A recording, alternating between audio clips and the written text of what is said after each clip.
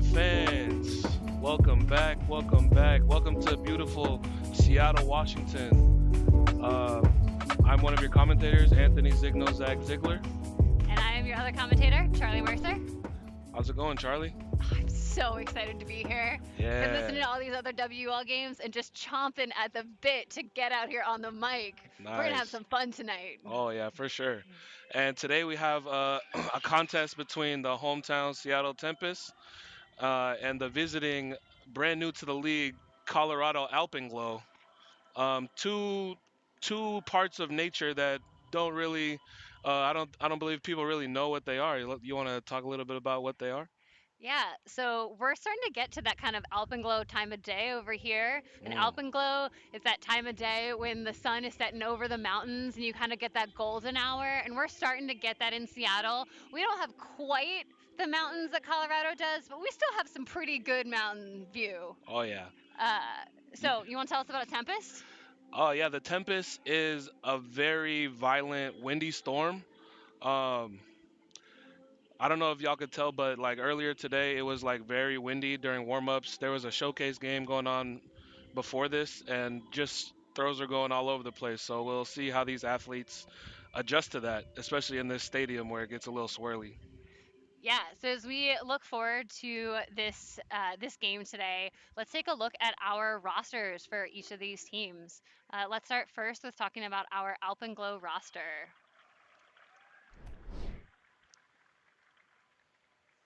Let's talk first about our Tempest roster. So, a couple players that we want to highlight today. We want to highlight number 11, Bert Cherry. Uh, Bert was in Seattle, spent some time in Colorado, so has a number of Colorado connections. Rumor has it that Bert can't throw with her right hands, and so we're going to be seeing them throw left-handed. Mm. Although when I was talking to Bert this game, they were saying that maybe with the win they were going to be throwing some right hands, so maybe they'll prove us wrong. Yeah. Who knows? But yeah, look out for number 11, Bert Cherry with those left-handed throws, slicing through marks. And also look out for number 24, Cheryl Sue. Cheryl is a linchpin of this Tempest offense. They're really known for their low release break throws to jumpstart the Tempest offense, getting them going. Yeah. And then the third Tempest player we wanted to talk about was number 12, Caitlin Rowling, aka Buns. Um, she's brand new to the league this year, and she's been making some stellar plays, getting over the top of people, and just making a name for herself in her first appearance in the league. And shout out to the Bun, if you know, you know. But yeah, Seattle's out here. So can we get the Tempest? Can we get the Alpenglow roster up on the screen? Yeah, Colorado Alpenglow, brand new to the league.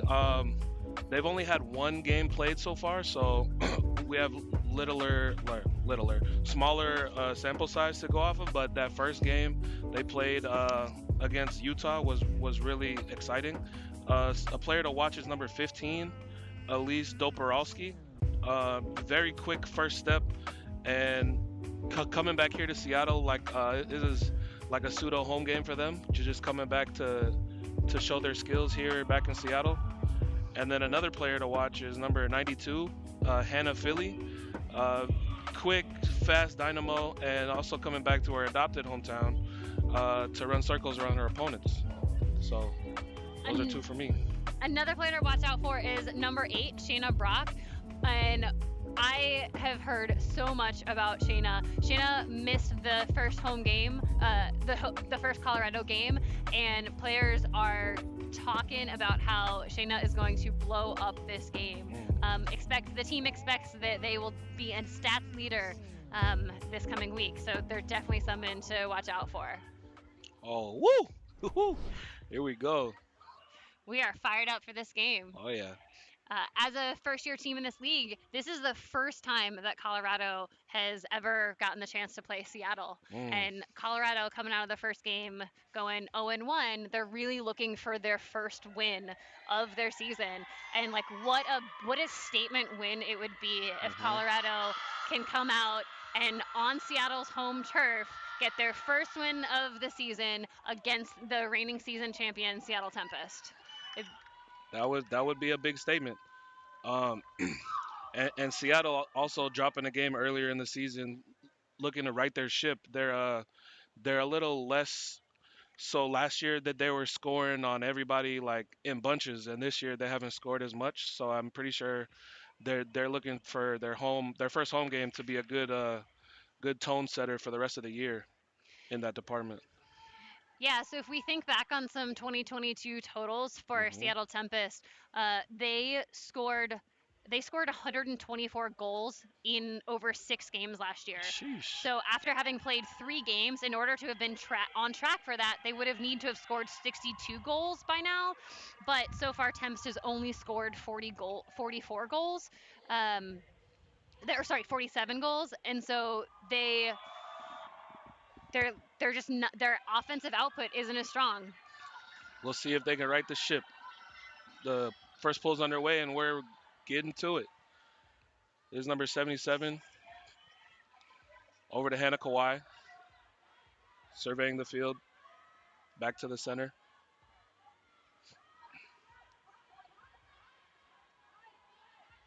Oh, hammer over the top, going into the tool bag early. Steph Lim slicing over to Rodenberg. Good fakes being displayed here by the Tempest early. Big swing around. And a Kawhi every other throw here. Up to Gellert.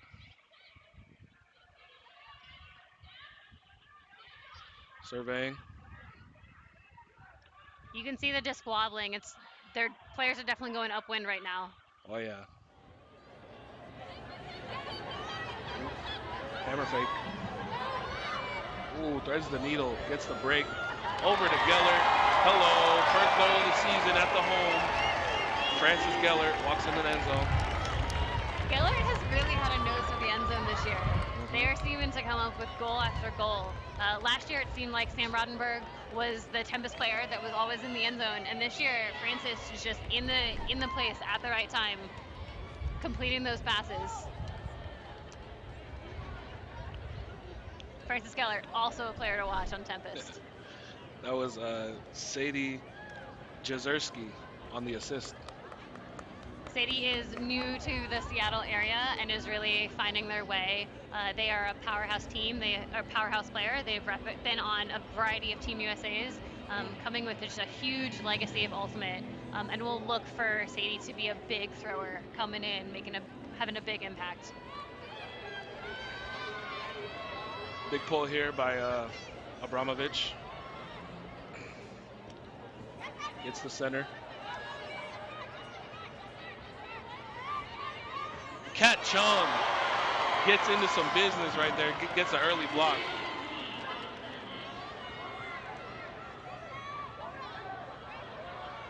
Cat's really known for their tight person defense, able to make those windows really small. Abby Hecko gets it up line. Oh, through the window. All that fast food. Oh, all the way to Cassie Wong in the end zone. That's an early break for Seattle. You know, we were talking about offensive efficiency. Like, this is what we're talking about. This is what Tempest needs to be doing. You know, in the first 2 minutes of the game, Tempest has managed to score 2 points. It is that sort of pace that they need to keep up. They get a quick D, get the disc, put the disc in, single possession. Yes. That's the key to this season's Tempest looking as strong as last season's Tempest, that team that everyone else is scared of. Oh yeah. Those break chances should not be taken lightly. Your scoreboard is incorrect. The score is Seattle 2, Colorado 0.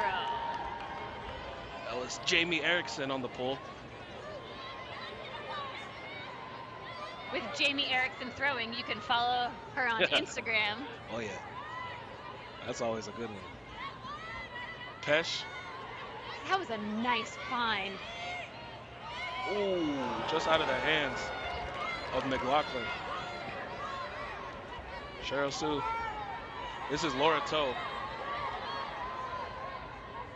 Baroma. The chemistry between Baroma and Oh! Upstairs. Oh. It is hard to get a block on Jamie Erickson, and Aubrey Dietrich just did that. That was big. The trick is to jump early. Oh! That is a great block. And that's a good catch by our camera crew. Shout out. Seattle back into this zone look here. About 20% of the defensive possessions for Tempest so far this year have involved some sort of a zone or a junk. Pesh with some nice forehand looks here. Dietrich trying to get the... Oh. The bookend is still being written here. This Dietrich-Erickson matchup is really fun. Both players really known for catching disc high in the air, in the end zone, significant targets. That's a fun matchup to watch.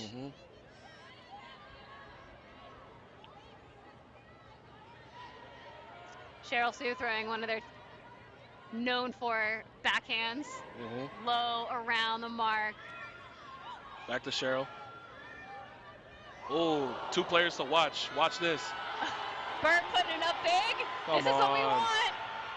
Jamie Erickson, hello. That's another break for Seattle. Jamie gets the better of Aubrey that time. I'm really curious to see how Colorado responds after taking Seattle's first big punches here. Yeah, when talking to the Colorado coaches before the game, you know, they were talking about this chess match that is always an ultimate game where you're trying to make the adjustments and always stay ahead of the adjustments that your opponent is making. And at the moment, seems like Seattle is winning that chess game. But I think this is really the opportunity for Colorado to take a look and see, okay, what's it going to take? Knight to C3. As in 3 points. We'll see how this game keeps developing. Good pull here by Ricarte. I know the Tempest coaches have really prized depth of field on their pulls. We're seeing that demonstrated here with Jennifer's pull. Ooh. This is Yang. Back to Philly. Ooh, nice. Knee slide. You love a good knee slide. Boyd shoots it. Geller receives the gift. Oh. Fake me out. That's a Jezewski's big throw. People know what's coming. Speaking of knowing it's coming. Oh, letting it rip. Letting it rip like loose leaf paper. In talking with Tempest coaches before the game, I was giving them a hard time about their decrease in offensive efficiency this season. And they said, yeah, but one thing we're not going to do is we're not going to calm down on putting it deep, because that's a hallmark of our game.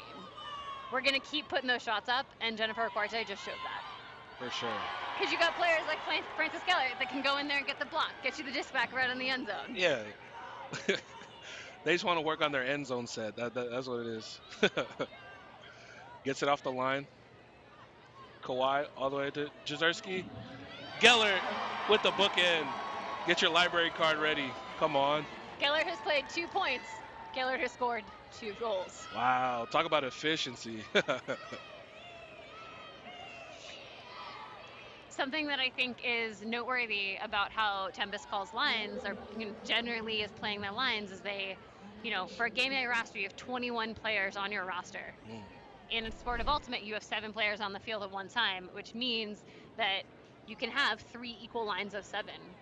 And Tempest plays 3 lines and just rotates through those 3 lines, as opposed to traditional O and D lines. And so Colorado is playing with an O line, a D line, and then a swing line.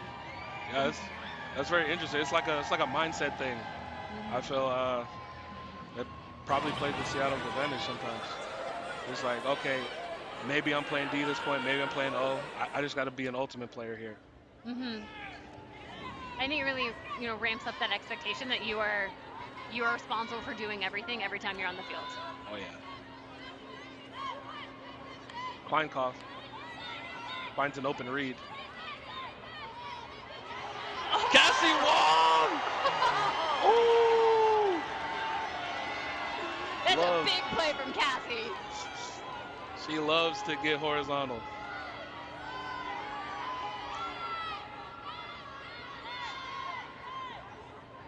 Looking for an option. Lozano picks it from the tree. Directing traffic. Losing yards, keeping possession. That's the goal.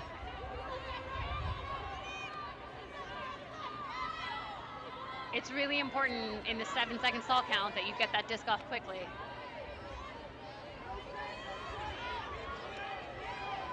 Appreciate that Tempest is willing to play on the sideline. Ooh, out in front, nice. Ooh, power position shot. No good. That was Josie Gillette. Ito gets it off the line all the way around. Read on the under. Makes a nice read. Ooh. Dietrich in the end zone from McLaughlin. What a connection. One of Dietrich's, signature visuals is that ribbon in their hair. So every time they're playing, you can always see that ribbon. That's nice. how you know it's them. Little calling card.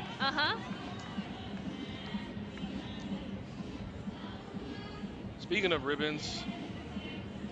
Yeah, so Friday was the National Trans Day of Visibility, and Colorado Alpenglow is wearing ribbons in honor of the National Trans Day of Visibility. And Seattle Tempest also has a number of stickers of the trans flag that you will see on their bodies. So take a look out, be on the lookout for all of those as we support all of our athletes with all of their gender identities. For sure. We all deserve a place. We see you on the field and off the field.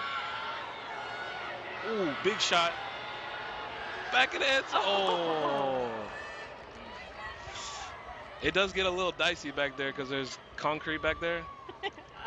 So you're worried about that. But that was a great look there by Rolling. We're seeing Rolling's offensive powerhouse in addition to their phenomenal defense. Reich dumps it off.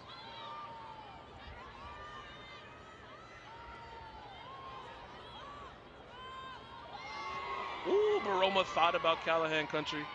Not there. Swinging it. This is Yang. Laura Toe gets in there. Ooh, look at that inside. Cheryl Sue to Caitlin Ronning. That's a familiar connection, just like some Wi-Fi. Something I really love about this Tempest roster is how, looks like timeout is being called. Oh, we got more time to talk. Yay. Something I really appreciate about this Tempest roster is that Tempest has done a phenomenal job pulling from across so many different cross sections of the Seattle community and really creating a new, true and genuine identity with the Seattle Tempest squad. And even then, you have sort of pods of players that have a lot of experience playing together and really know each other. So we saw that initial connection from Rolling to Leah Baron-Simmons. That, they've spent a lot of time playing together, and that last connection between Sue and Rolling, again, they have a lot of time playing together. They know each other. The Tempest is generating success by using that and putting those players in a bigger system and forging a lot of really phenomenal alliances. Lexi Garrity has a lot of experience playing a defense and gets the bookend. Score goal! Come on. Wow. Current world and national champion, Lexi Garrity. Oh, yeah. Lexi would want everyone to know that. Lexi always identifies as a grinder. Probably going to go play some mini after this game. Not getting enough reps. Showing that grind on the field here. has the ferocity and the go-getterness. I'm just gonna make up words. It's April Fools. I can do what I want. Jezerski is really impressing me with their decisiveness. Um, like split-second decisions. It looks like the correct one each time. So I'm excited to see what else they got in their bag. Yeah. Lozano on the pull. I see you, Ari. Gonna give your shout out to Asa Mercer Middle School. Go Mustangs. Hey, that's a block. That's a block. We called it. We're taking credit, Ari. Snyder picks up over to Hecko.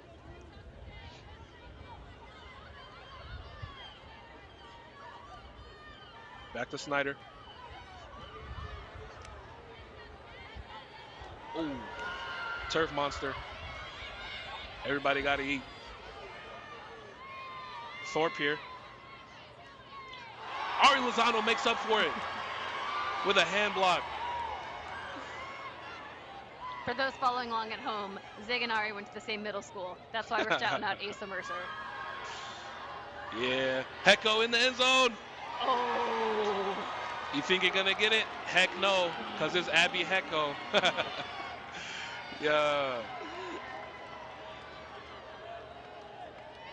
You know, I think what we just saw there is two kind of just out of college stars. So Josie Gillette was a big player in the D3 division, making waves. Abby Hecko playing for the University of Washington, again making waves. And you know, we can see how those college players can transfer their skills to this professional scene and are able to, you know, contribute on this professional level.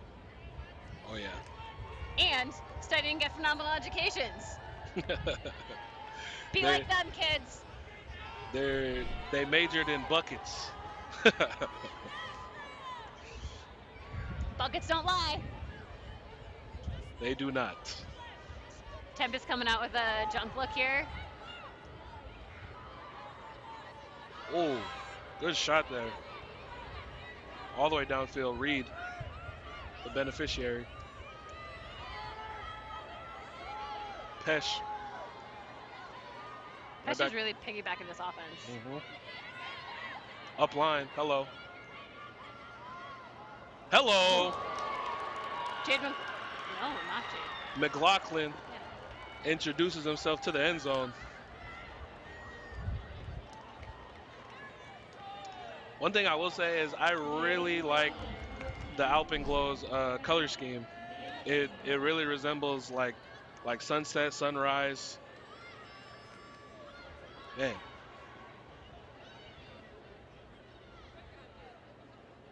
Yeah, I think something I'm seeing in this game so far is that the Alpenglow offense is just a bit more scattered. The Tempest offense is looking poised. The throws are being delivered. They're really efficient. The Alpenglow offense is a bit more frantic.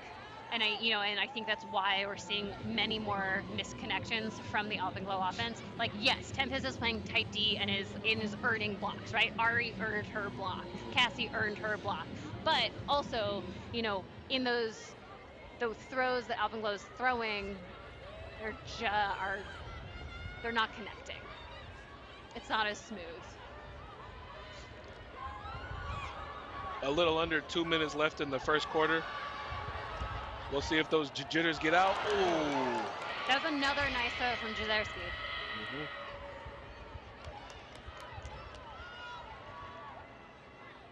Jezerskiing on the Alps.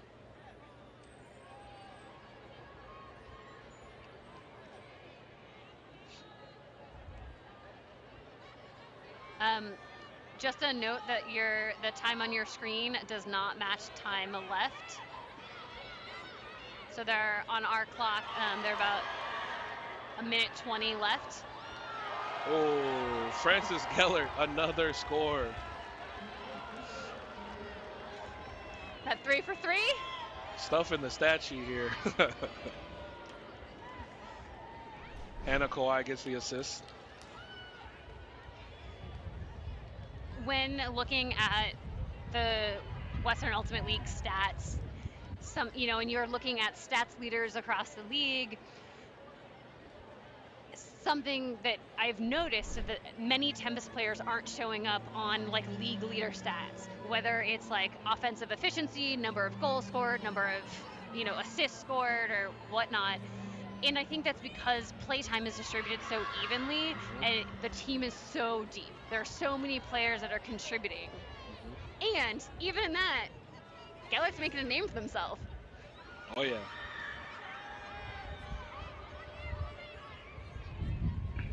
Oh, nice over the top.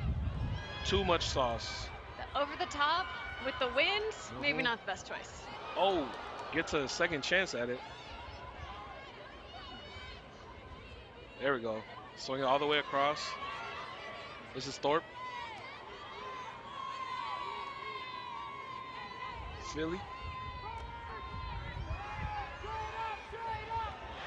Ari with another block. Oh yeah. Lurking.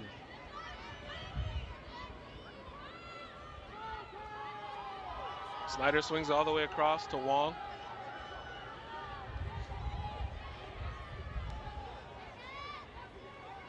Patient offense here by the Tempest.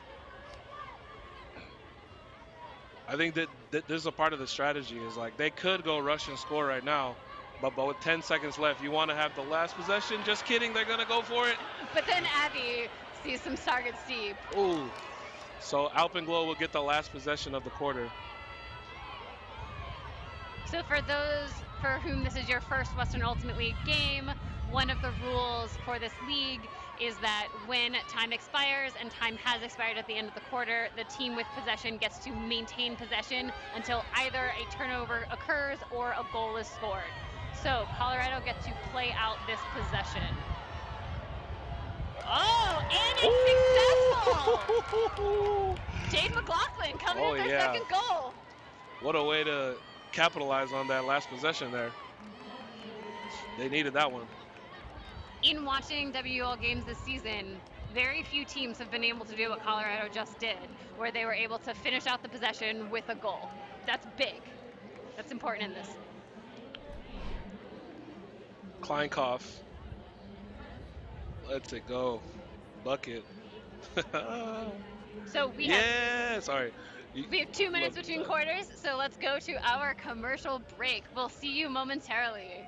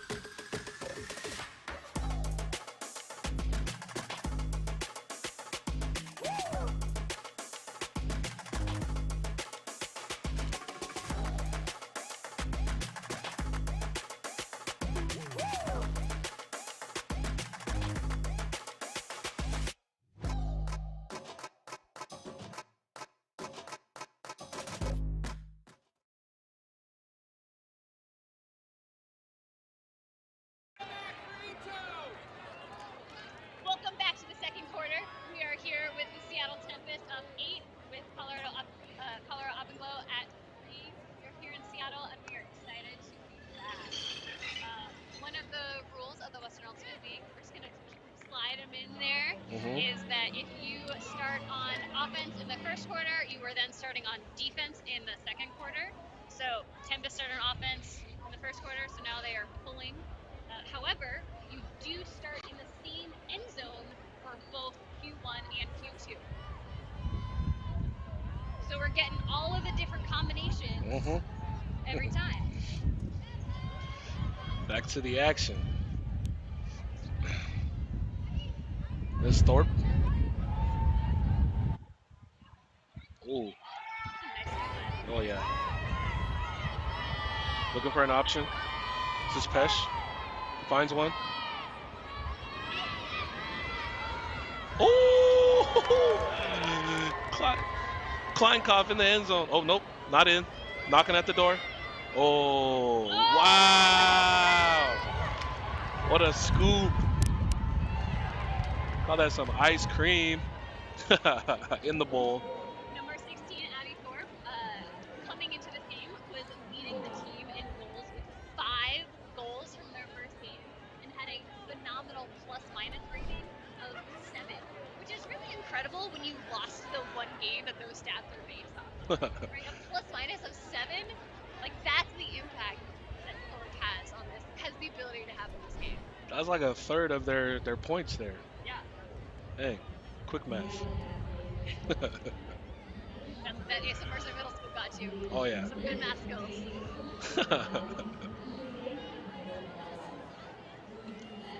That's a good start there for the Alpenglow.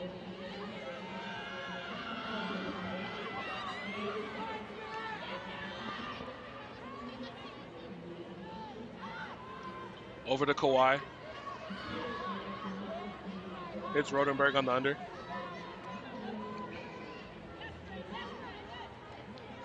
Didn't like the downfield shot. Took the swing. Gets it back now.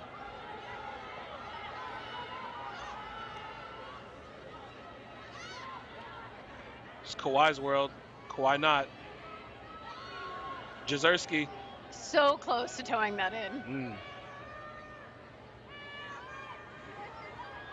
Oh, Blade over the middle. Oh, okay. Stall called on the field. You can see that Jezerski was really trying to get that off as the stall count was rising. Players discussing whether or not that's going to come back. Looks like the turnover stands.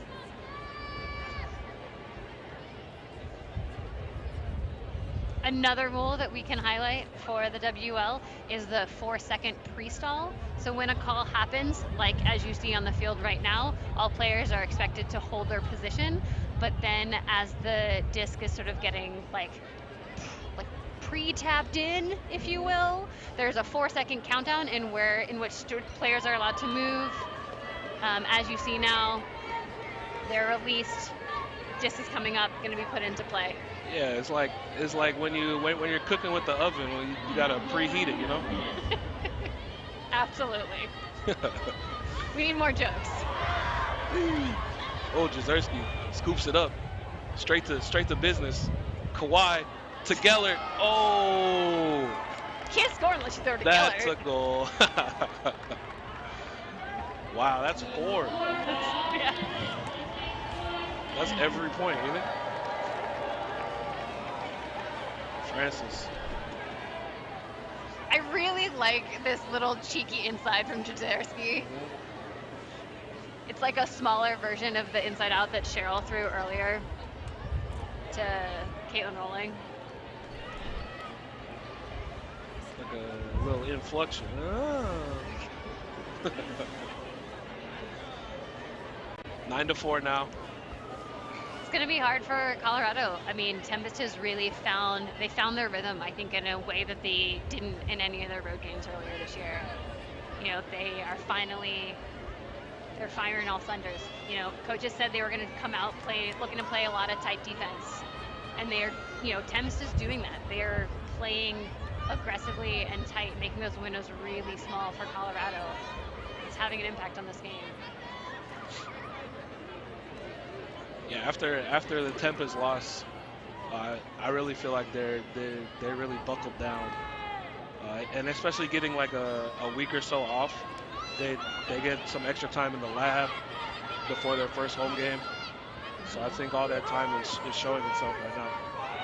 There's Dietrich, dumping it off. Pesh, that lefty is so nice. Oh, toes it in. McLaughlin gets another one. And now it does seem like Colorado's finding their groove. There we go, yeah. You know, that trio of I'm going to say quad. The quad of Kristen Reed, Jade McLaughlin, Pesh, and Aubrey Dietrich, like that, those are players that Colorado's really looking for to make their big plays, have their connections. And it looks like they're now finding their groove, and they're connecting. And that was some really pretty offense. Very efficient. They knew what they wanted to do, and they did it. Not much more to say about that. Something that interests me is that in their first game, Colorado only played person. And I do think that it would be helpful if there was some sort of junk, some sort of zone to disrupt some of this Tempest offense. And I think in a moment like this, that would be an important tool for the Alpenglow to have in their bucket. We'll see if they pull anything out of their bag here. Doesn't look like this point, but yeah, I agree. It's like a pivotal moment. They have some momentum going for them. Seattle all the way up to the goal line here. Sue gets it on the swing all the way around. Laura Toe. Right up the middle. Leah Varon Simmons. Oh yeah. That was a really beautiful team point. You know, so many different players on that line touched it. Tempest swung the disc across the field, had it come back. Players were really flowing off of each other. No one held the disc for more than a couple seconds. That's some really strong offense for the Tempest. Some extra watch it into the breadbasket there to make sure it comes in. Look at that smile on Caitlin's face. Aw. Hey. Yes. Give us the business.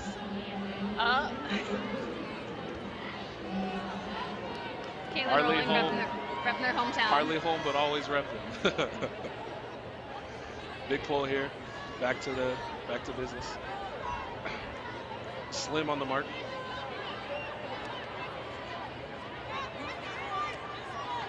Yeah, it looks like Tempest has, you know, a junk of sorts just to slow down that first play. Ooh! But there's no slowing down Aubrey Dietrich. Corrals it. Oh. Observers calling it down.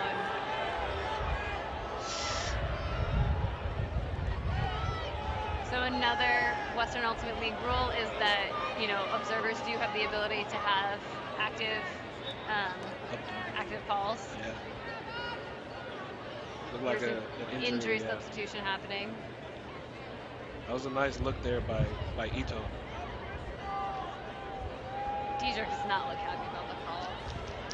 I can't really blame her. That looked real up. It looked up and it looked in. And we trust our observers. Gellert. Jezerski. Slim back to Jezerski. Oh my goodness. Lexi Garrity runs it down.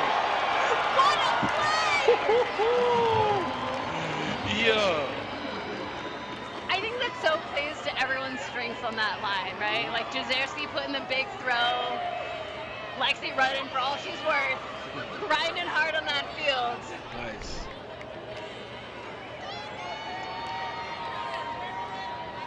Slim throwing, you know, nice leading passes to open players with that around backhand. Stephanie Lim. Get it open just to reset it, you know? Yeah. Wow. Bing, bang, boom.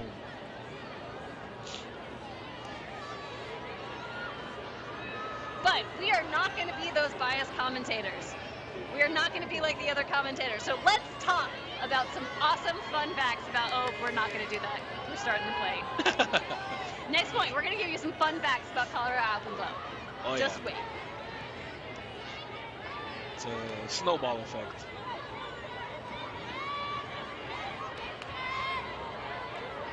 Tempest throwing another junk look here. It's working. All the way around. This is Lavoie. McKee.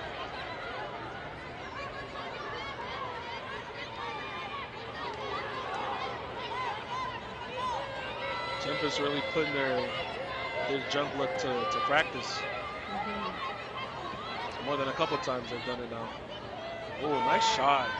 I think this is the best that Colorado has looked against it. They're doing a really great job moving it across the field. Abramovich. And then Abramovich happens. Abramovich shoots it. Cat Chung and Chase. Come down with it. Dumps it off right back to Abramovich. Snyder. Cutesy. Oh. Knocking at the door. Somebody pick up the phone. Yeah. Abramovich. Caps it off with a bucket. Shout out the fans. I know it doesn't look like it, but it's pretty cold. It's a little chilly. Shout out to all the fans, all the youth. This is why we play. Okay, we're gonna have a sibling connection moment. So number 26, Jessica Larson, is the third eldest of 9 children, but also on Tempest, Ikrin Elmi is one of 10 children. Oh, sorry, one of 11 children. Ikrin has 10 siblings.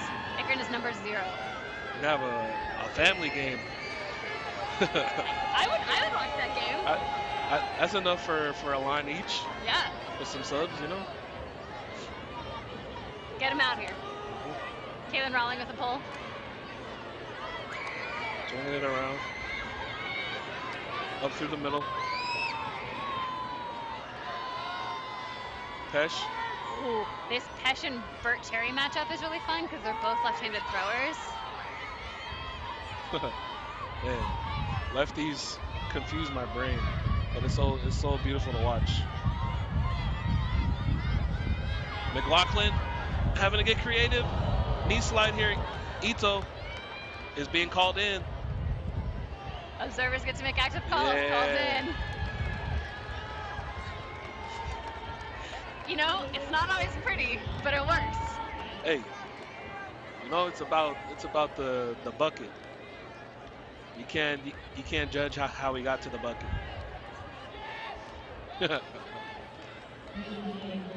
Let's talk about Sarah Ito, number 4. Let's do it. Sarah Ito, been on Team USA. Sarah Ito is very good at frisbee. Also, a former teammate of mine from a decade ago. Oh. More than a decade ago, which tells you both how old I am and how old Sarah Ito is, and how incredible it is that Sarah Ito is out here running around with these college kids and making waves, scoring goals, picking up junk like that, and just walking around like it's nothing. Hats off to Sarah Ito. Was in Hawaii for a number of years, recently moved to Colorado. Colorado's really excited to have her. As they should. Jezerski up to Ricarte. Ricarte gaining a lot of yards there. Francis Gellert shoots. Ooh! Garrity unable to pick up the phone. That's a hard shot. The inside shot when someone's coming onto you, it looks like it should be open, but more often than not, it doesn't work.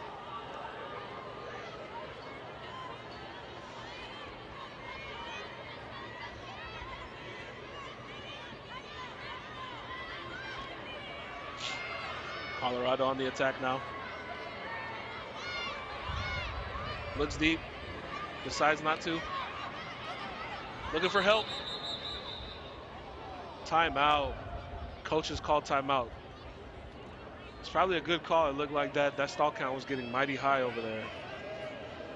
When a timeout is called, the stall count does reset to 0. The player with the disc can call a timeout, or a coach from the sideline can call a timeout.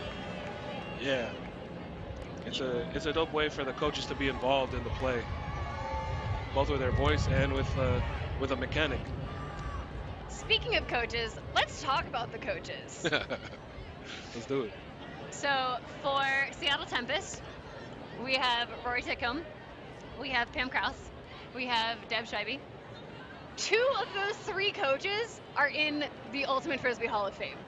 Like, how lucky is Seattle Tempest to have that all-star coaching staff? That's big.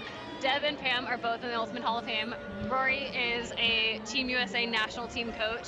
Like, this is an all-star coaching staff. They have so much to give, so much experience, and they work so well as a unit. You know, that same trifecta of coaches is the trifecta of coaches that took the WUL, to win a championship in the inaugural season last year. They have a lot to gain. It's a lot of wisdom and experience to draw from there. Yeah. This is coming back into play here, but we promise we'll follow up and talk about the Colorado coaches too.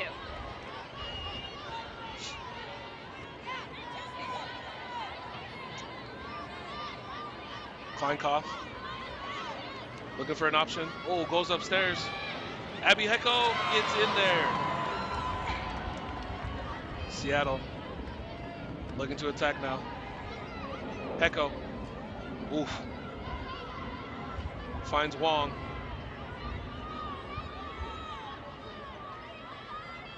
Snyder gets the dump.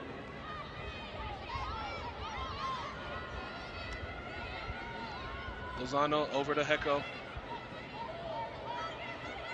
All the way on the break side now. Swings it back to the middle. Knocking on the door. Who's there? Hello. Abby Abramovich. That's who. It's another goal for Abramovich. Josie Gillette with the assist there. First year player to the WUL. Looking very sharp.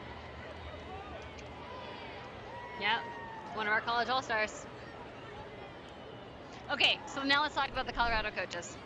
So our Colorado coaches are Stephanie Schlosser, who goes by Shaq, and Joe Durst. Joe has coached a number of women's teams coming out of the Colorado area, is a very well-known and well-respected coach. Shaq, or Stephanie Schlosser, has won a college championship with San Diego, from San Diego originally, was a Callahan nominee, also, definitely has their own coaching chops. It was important for Colorado to be spearheaded by a strong women matching players, and we'll talk more later. Here's Brock. Nice shot to Lavoie. Gets it back. Ooh! Digs it out. Oh, in the back of the end zone. Nice kick spike there. That's Philly filling up the stat sheet. Philly with those Seattle ties has got to be excited about scoring points in front of the Seattle crowd. Oh, yeah. Our crowd is very full over there. They are. Looking like a pack of penguins in the stands here. Trying to stay warm. Wow. So to finish the earlier thought, it's important to Colorado that they are being led by strong female voices, and so Shaq really is taking the helm here. And Joe just suggests that he'll throw out some ideas and then they'll deliberately disregard them, and he's okay with that. He knows his place, and I think that's really important, particularly in the space of women's professional sports, that we are having leadership by women and non-binary players for our women non-binary players. Representation, visibility matters. And it really, hats off for Colorado for making that a priority.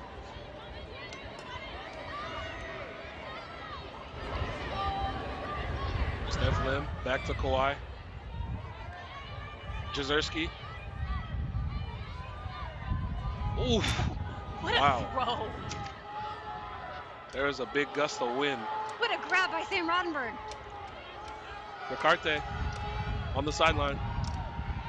Gets it off to Lim. Jezerski. Kawhi. These are some big, powerful fakes coming out. Oh, long stride. Stephanie Lim in the end zone. Ahead of the game. I love the joy that Stephanie Lim plays with, right? When Steph scores a goal, she's like, you can just see the big smile on her face. Mm-hmm. She's just all yay, happy, this is fun. It's contagious. Like, everyone else just wants to go. Like, the pigtails just emanating joy and fun. It definitely reminds me of, I coach elementary, and they're just so happy to be there. Yeah. Steph definitely reminds me of an elementary kid who just started, just happy to be outside. But another player on here who's played for multiple U.S. national teams, right? Steph is not just someone who's happy to be here. I mean, she is Yep. happy to be here, and also is a phenomenal ultimate player. Lots of experience, multiple championships. Fake up through the middle. Ooh, Kat Chung. Oh, discussion. Did Kristen Reed have possession of the disc before Kat Chung got a hand on it? That's the question here. What do you think? It's really fast. Bang, bang. I am not sure. And from the gesturing, it looks like Kristen's also saying that her arm got hurt or hit with the contact.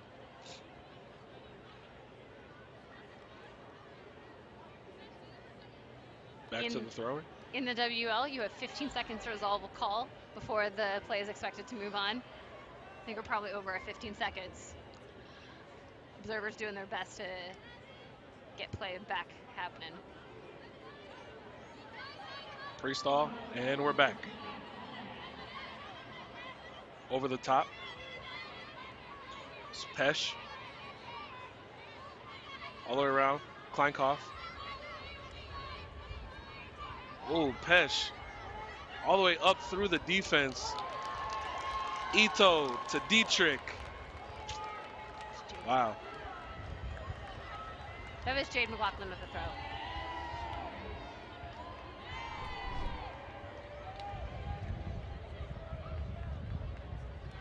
Colorado's, been looking for, Jade McLaughlin was big for them in their first game. They played 25 points in their first game, and it was the most of anyone on the team. In that game, they had 3 goals, 3 assists, and 2 blocks. And I think like that version of Jade is the one that's starting to come out with, with that assist. And for Colorado to be successful in this game, Jade needs to, keep throwing assists. Aubrey needs to keep catching goals. That's going to be their ticket to success. Aubrey hit him with the, am I in? with the shoulder shrugs there. I think thinking about that other goal that wasn't called in. Uh-huh. Laura Toe. There. Oh. Just behind Jamie Erickson. Brock gets in there. Ooh. It's important possession. Tempest hasn't had many turns. A little bobble, but scoops it up.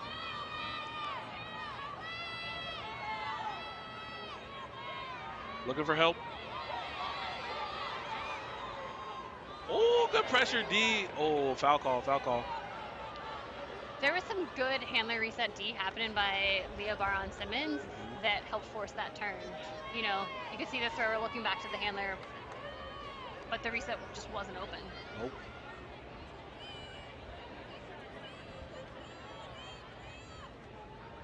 Shout out to Reset D, you matter. Yeah, 7 seconds is like, you have 7 seconds to lock up whoever you're on as well.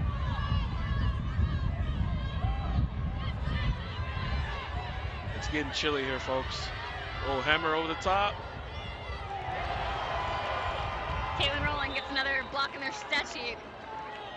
I think it's a, oh, nope. It looked like it was a stall call, but the observer says, nope, turnover. That would be another coverage sack. No option over. Open. Gotta go for, oh. Turnover in the end zone. Alpenglow gets a gift. So we got about a minute left in the quarter. Also in the half. End zone stand. Ooh, Jamie Erickson denies the reset over the top. Cheryl Sue to rolling. That's a connection we've seen before. Seattle's rolling. Combos. Jamie Erickson to Baroma. Oh! But the crowd liked it. The crowd was excited. Man, the crowd is locked in.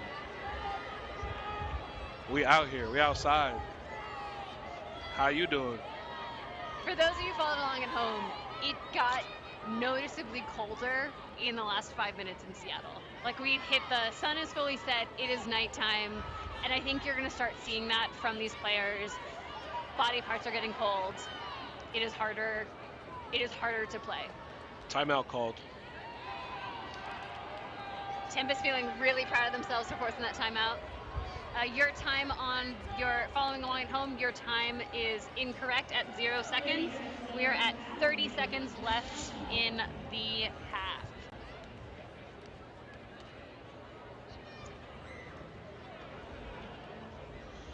Ooh.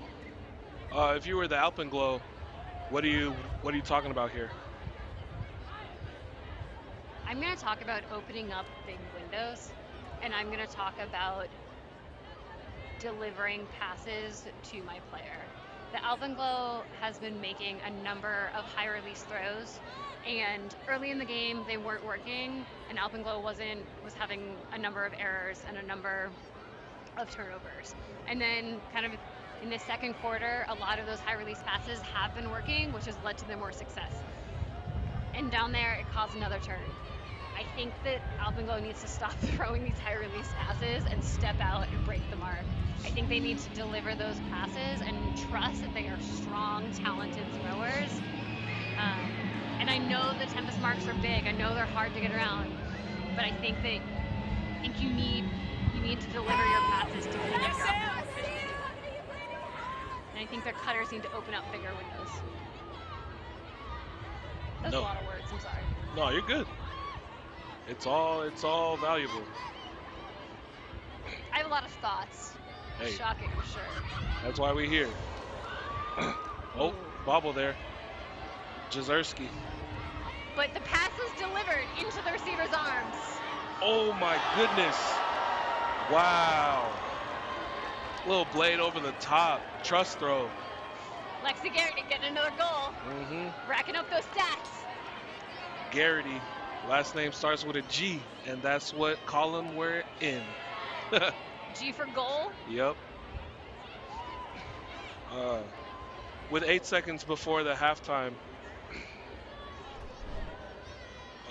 Colorado's going to get, looks like, one more shot at answering before the horn here like they did to end the first quarter.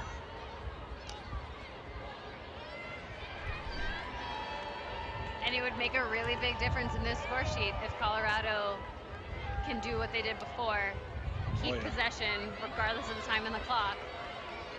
It's always like a feel-good thing. You want to go out, go to the locker room, doing some good stuff. So there you go. They will have the last possession.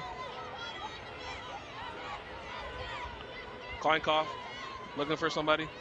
Finds someone in Pesh. Ooh, steps through. I believe someone got a hand on that one.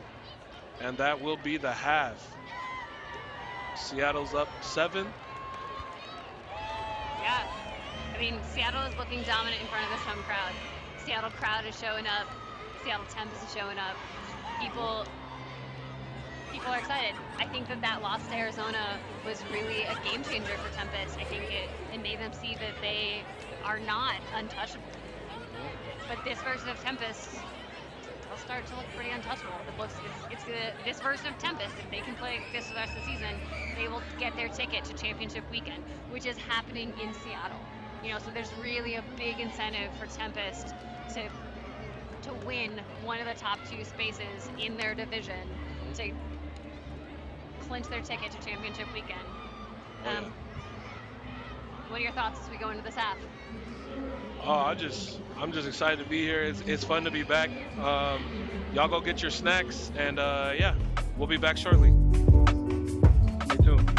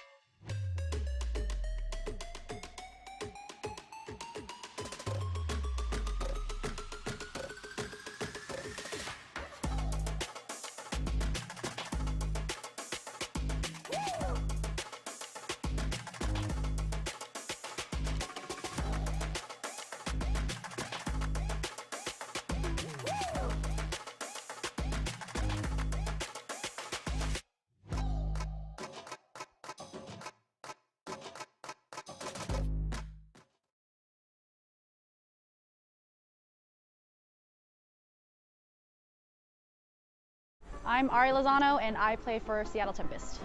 I think some of the things that motivate me and drive me on the field are just like running. Like my body can do like amazing things, and pushing myself and excelling and getting better, and like at the same time like getting to know people and build community, and just those are the things that really motivate me to continue to play hard and work hard and train. And it's fun to have this like the sense of camaraderie with competing with people who also push you to be better, like not necessarily just on the field but also off the field.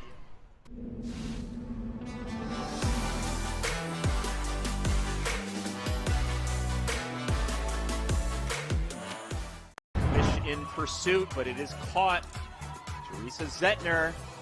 What an incredible! Oh, my goodness, the layout grab from Kristen Pajunas. I just stood up. I couldn't even sit for that. First of all, the angle of that throw. Second of all, the finish. And watch the inside out. Just look at the angle of this throw. What a great grab. My name's Cheryl Sue. I'm number 24 on Seattle Tempest. If you're starting out, just like throw a lot, but throw with a purpose. I do a lot of visualization. I imagine like a mark on me so that I can work on like more realistic throws around. I imagine like my target, like where that would be, whether it's, you know, on the person's left shoulder or like right at their chest. I think watching elite players, especially like with this like pro league team, the women's pro team, it's like watching them play, you know, and mimicking that into your like practice and then your play style, because I think that's how I got better.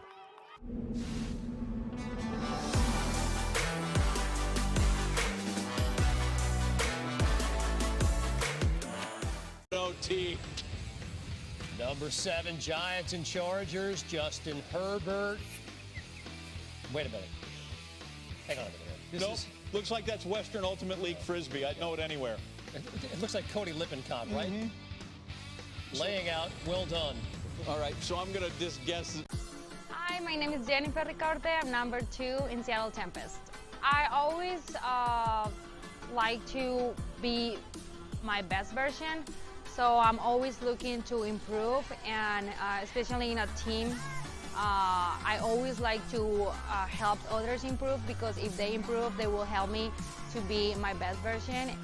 Just always be really faithful and focus in what I want to be, and that's what inspires me more, and be the best of myself.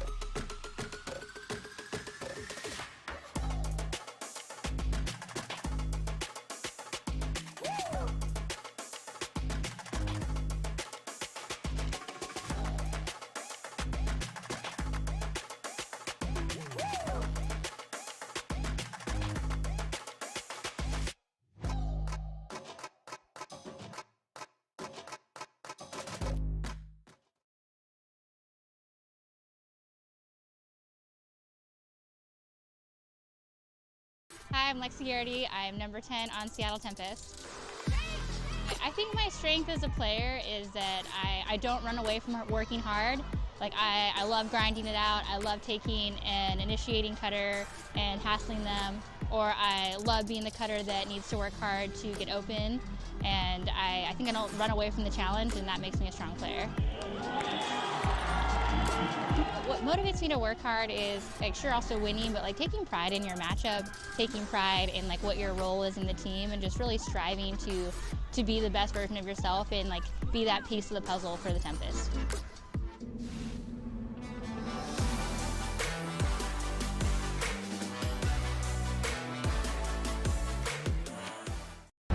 in pursuit, but it is caught.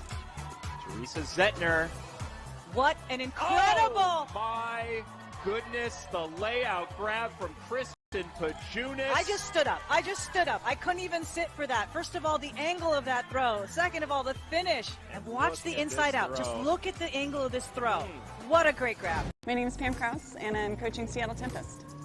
I am so excited about the talent that has shown up at our tryouts. I am inspired by the amazing athleticism, the play, the creativity.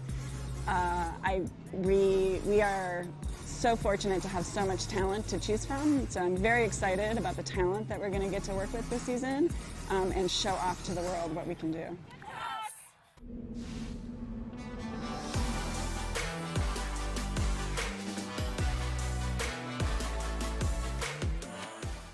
I'm Lex Garrity. I play for Seattle Tempest. When I step on the field at Memorial Stadium under the Space Needle, it's such an iconic part of Seattle, and it just brings this awesome sense of like I'm truly competing for my city, and it's just so exciting to like have a home stadium and have a sense of pride in defending like your turf against an opposing team.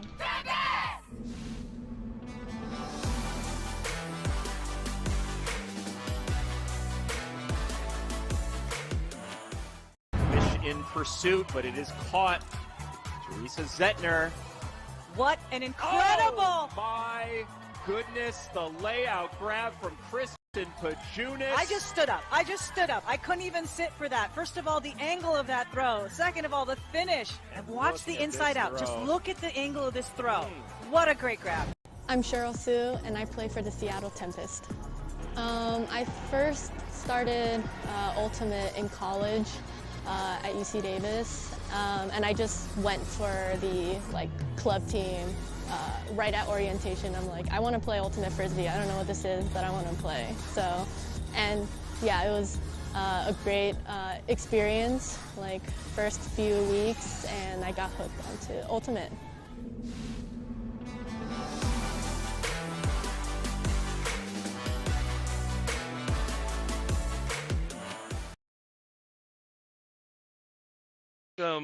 Welcome back.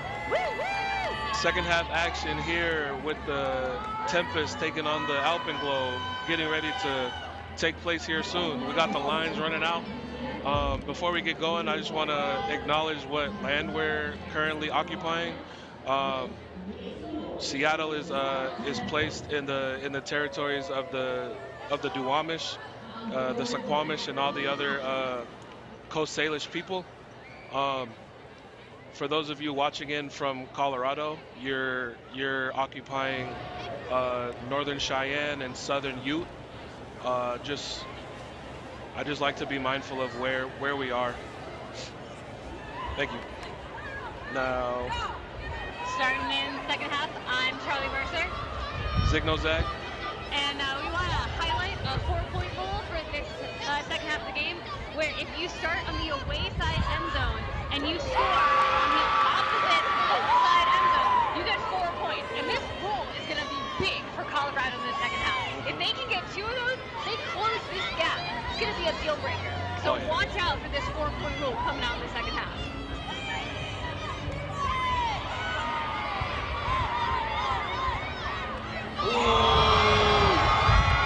Stephanie Lim. Woo! There's a slim chance that catcher's gonna come in, and the shot goes up. It's big. Ricarte running it down. Hey! 2 hands for safety. That's 2 points, or it's like that's 1 point by number 2. Wow. Insta shot. Phenomenal player. Really setting the tempo are the Tempest. Jezerski. Look at the power on that. I think something that separates mediocre throwers from phenomenal throwers is the amount of torque that they can get from their torso. And you could really see in that replay just how much power Jezerski is getting from their midsection, and that's what's powering the accuracy, the distance, and the power on that throw. And you can see it on Ari Lozano's pull right there. Again, full torque from the midsection. athlete. Swinging it around. Up to the middle is Ito. Dietrich. Ooh. Connection. Hello. Abby Thor coming in big.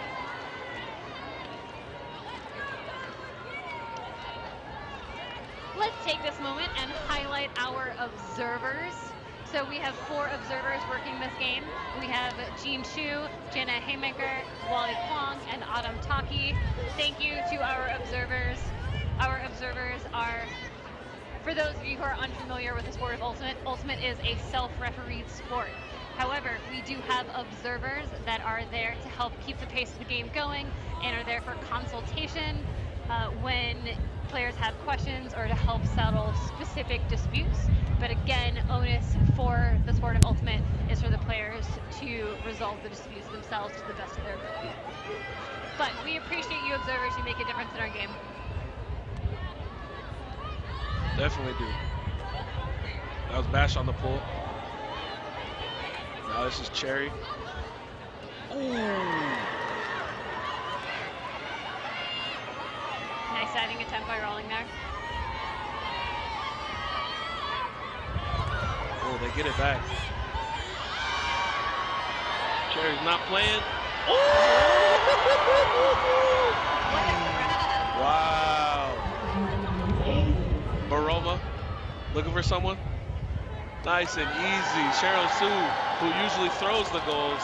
And Baroma normally catches the goals. Yeah. April Fools.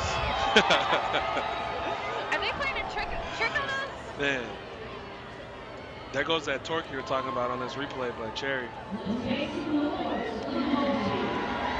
a really great goal. I think it's something, so Leah Baron Simmons is also a first-year player in the Western Ultimate League this year, coming over and already having a big impact. And something they're known for is their kind of like crazy athleticism. Being able to dig up discs like that, they really have no reason to get. Bar on it. Big pull here. Oh, turf monster. Jezerski fits it through. When players are going for those sort of loft throws in this wind, it's not working. Kawhi gets it right back. Ooh. Again, that one should not have worked. It did get deep. My statement stands. Oh! Wow. Alpenglow turning up the fight. There we go. There we go, Glow. Yeah. This is what Colorado needs to get him back in this game. Oh. Nice find on the far sideline. Oh, discussion. Looks like a stall is being discussed back to the thrower.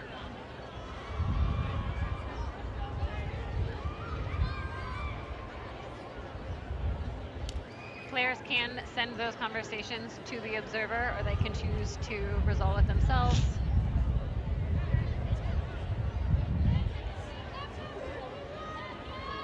Good job by the observer there, being very observant to see that there was a discussion going on while the play was happening. Brings it back. When there is a contested stall, the disc comes in at 5, so it's stalling. So it's 5 stalling 6.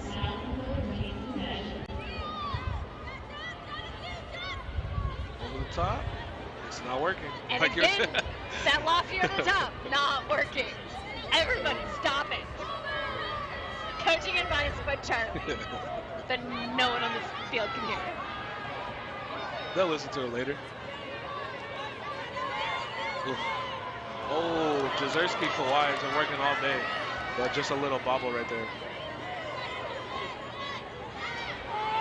Good step through, all the way up. Delivery on that pass. Pesh, Jezerski, yoink.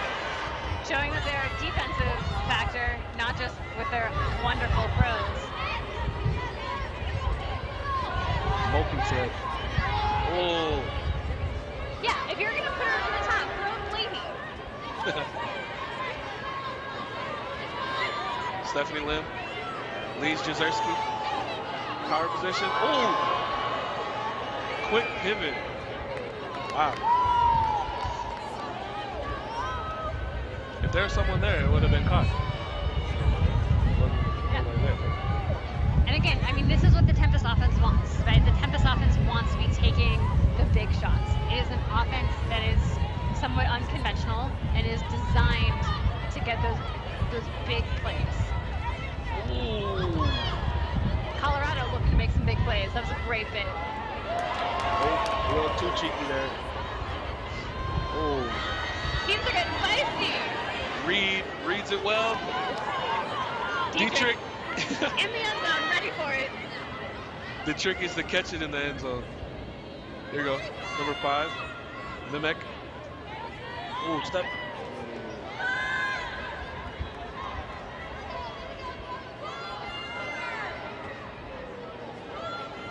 Timeout call by the Tempest. A little breather. So another fact about timeouts in the WUL is that when a timeout is called, that all of the players can be subbed off.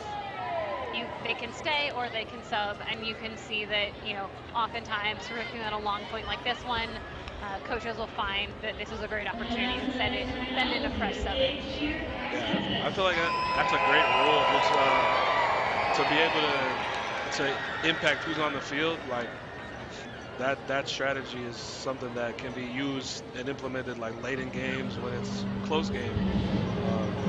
I really like that rule. Yeah.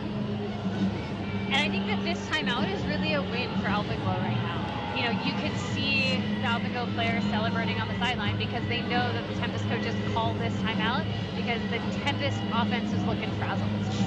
So, which means that the pressure that Alpenglow has been putting on is having the desired impact. Tempest players are getting more flustered, are not having the same poison delivery. They're like being able to stay in this field, choosing the players they want to get to. They're just making the first impulse pass. And that's creating a lot of those turnovers. So this really, is a win for Alpenglow that Tempest took this time out. It's the little things. Stall called.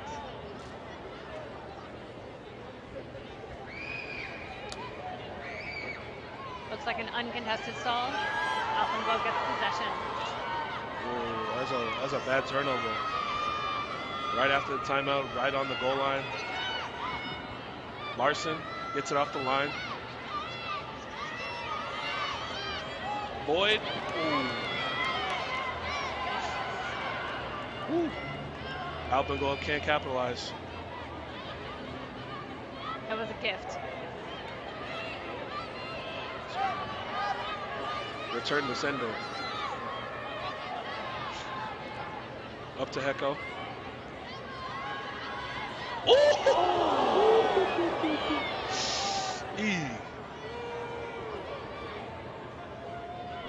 And one. There is a card system in the WUL, and you can see Wally giving the Alpenglow player a yellow card for that, and so you can earn yellow cards for dangerous plays. A number of yellow cards over the course of a game and/or over the course of the season can result in a ejection from that game and a one-game suspension.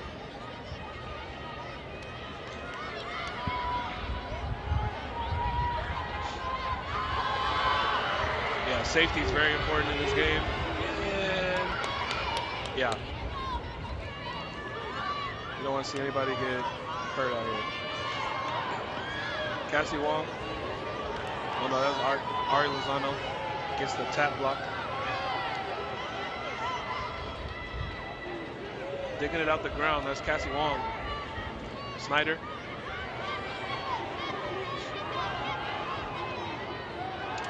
A little two-person game. Swinging it back is Hecko. Looking for an option. Ari slams on the break, gets open. Ooh. Nice. Nice connection there in the end zone. Josie Gillette gets a goal.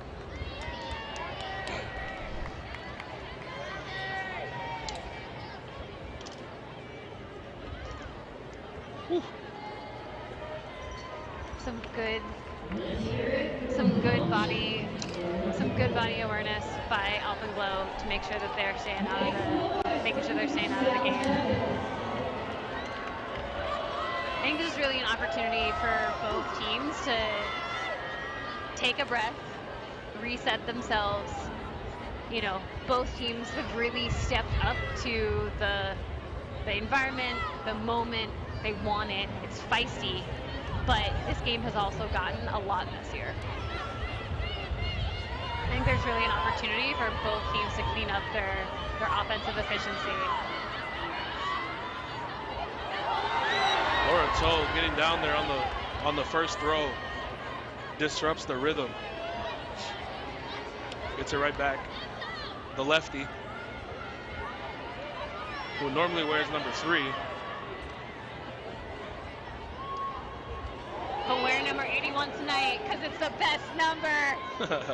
81 has historically been my number, so I might be a little bit biased. Cherry to rolling. The Tempest keep rolling. Caitlin Rolling's name is just going to give you endless puns, isn't it? Look forward to this all season, y'all. It just rolls off the tongue.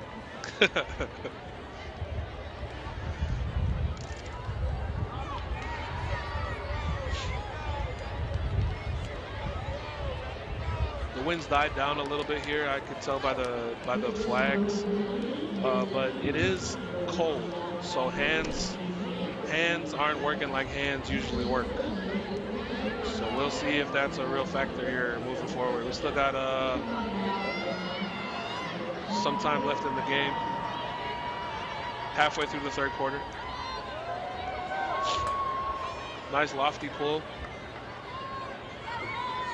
Pulls can be evaluated based on distance, based on airtime, and I think that one really excelled with airtime. It allowed the Tempest defense to set, so Alpenglow wasn't getting a lot of free yards here. Reed to Dietrich. Ooh, that's a snapshot. Gets it right back. Combos. Settles. Wow. What a grab, Jane McLaughlin. Looking for the observer signal before they celebrate too much. Yeah. Particularly given what happened with Dietrich earlier.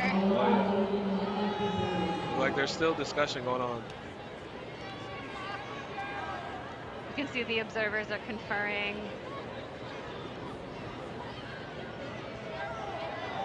He's unaware of what's the discussion here. Colorado is seeing a lot of success with these. Contested stall. Colorado is seeing a lot of success with these kind of like bladey over the top passes. It's able to slice through the defense and allow the athleticism of the Alpenglow to really shine through.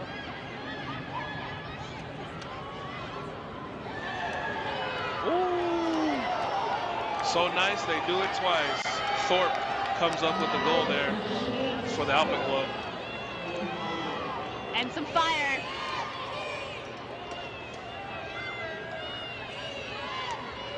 They're ready to put themselves back in the running. Tempest really putting up points this game. Let's see if they keep it going. 4.5 minutes left in the third. Abby Thorpe, eldest of 9 children, going on with our theme of how many siblings do you have? Wow. Fun fact about Jade McLaughlin, for 3 months out of the year, Jade resides in a cabin with no heat or water at 9,500 feet in the abandoned mining town of Gothic, Colorado. Wow. That's pretty boss.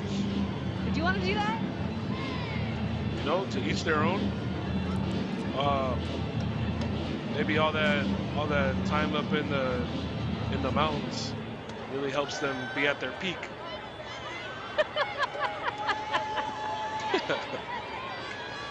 Is Hecko. See Seattle doing some new things on offense, looks like. Really opening up the middle for coverage. That's a great grab by Kathy. Ooh! Hello, Abby Hecko. That's a bucket. Wow.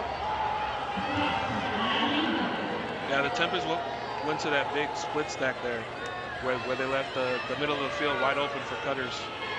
And they really took advantage of that. Are you ready for your Abby Hecko fun fact? Oh yeah, lay it on us. Abby is scared of bathrooms without windows. Ooh.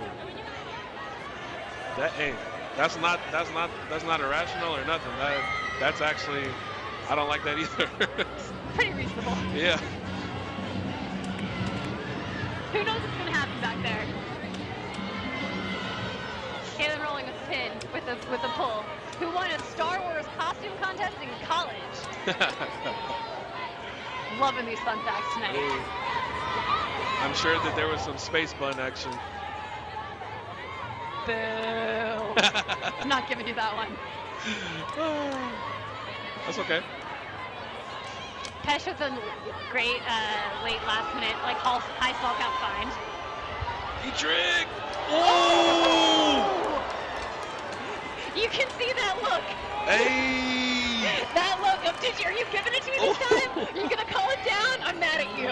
Aubrey Dietrich goes horizontal with authority. I'm so excited for this replay. Paige Kircher with that throw. Come on.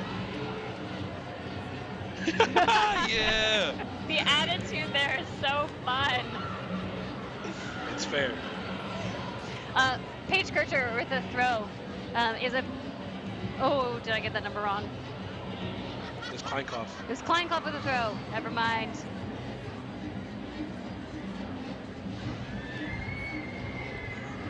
It's a really nice throw, and they, you know, we've said their name a couple times, but I think is another player that it's worth really watching their play, and you know, is not like the Jade or the Thorpe, but is a player that's going to be really key to Colorado coming out of being able to close this gap.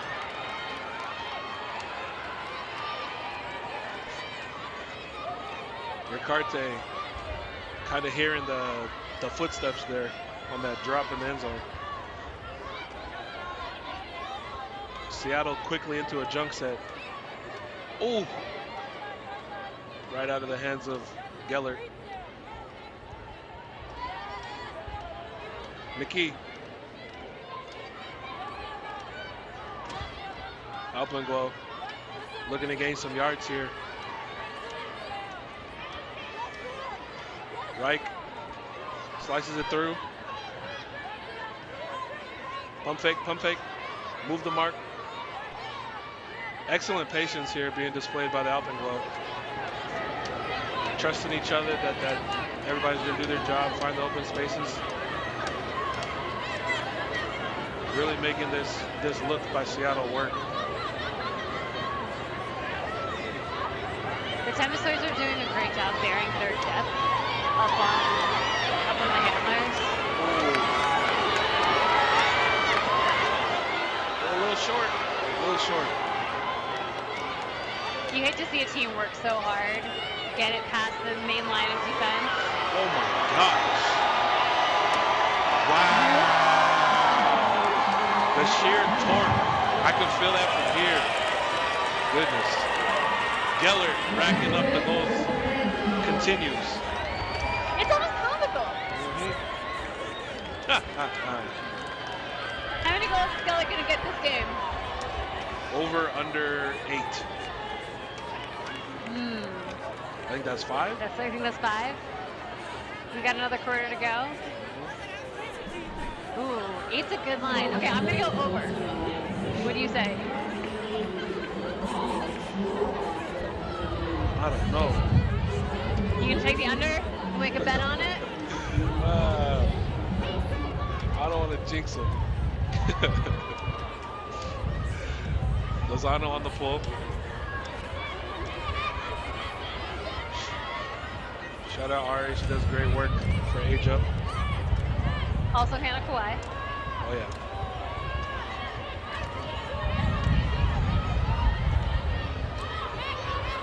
To the middle. Rainbow shot. Ooh, good read. McLaughlin positions themselves well. Oh. Dietrich can dig it out the dirt, but man, sometimes those ones get you. But notice all of those throws were sort of like the tight edge, kind of bladey-ish, outside in forehand throws, right? Like those are the throws that Colorado's having success with tonight. Oh, miscommunication. It's a nice D there. Way to read the space.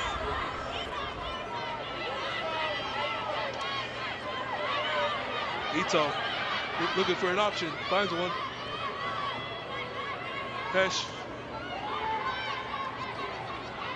Up to Thorpe. Right back. Ooh. Good recovery defense downfield by Seattle.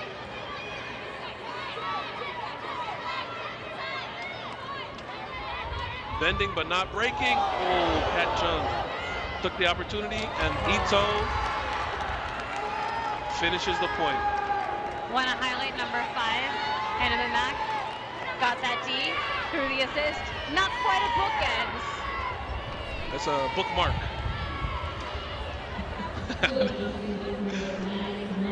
It's some nice heads-up play from them. You know, consistency, finding the right spacing, delivering where it counts. That's what being patient really does, especially when you get down by the end zone. Kat Chung saw an opportunity. It was like kind of probably 50-50. I maybe could get this, maybe I couldn't, but like swinging it back and forth like that gets the defenders a little antsy and really wanting to go get it. Take a little gamble. And then it opens up the really nice windows like they had for that outside around to Sarah Ito. For sure. Our fun fact about Hannah Mimak is that they volunteer at the Denver Dumb Friends League as a dog walker. Loves spending time with animals. Wolf.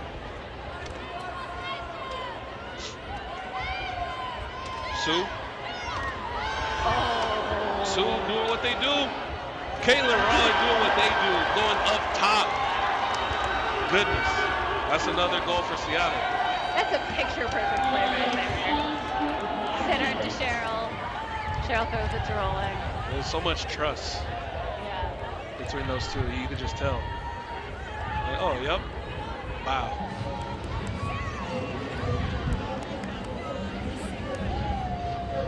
It's so clean. Such a great read by Rolling. And it's also really great body awareness by both of those Colorado players. You know, they were both coming into Rolling. Neither of them really had a true play at it without taking out Rolling's body. So, like, shout out to safe plays. We appreciate safe plays over here. 100%. Jezerski. Using those throwing prowesses on the pull. Nice. Really great hang time. Ton of depth. Come to the end of this third quarter. 15 seconds left. Kleinkoff gets it. Colorado doesn't need to score fast. They do need to score on this possession. We'll hold it for 3 more seconds, and then the last possession is theirs.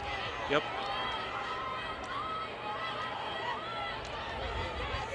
If I'm Colorado, this is not the time to do that. Ooh, Steph Lim gets in there, gets the D. Seattle keeps the lead at 10, heading into the fourth.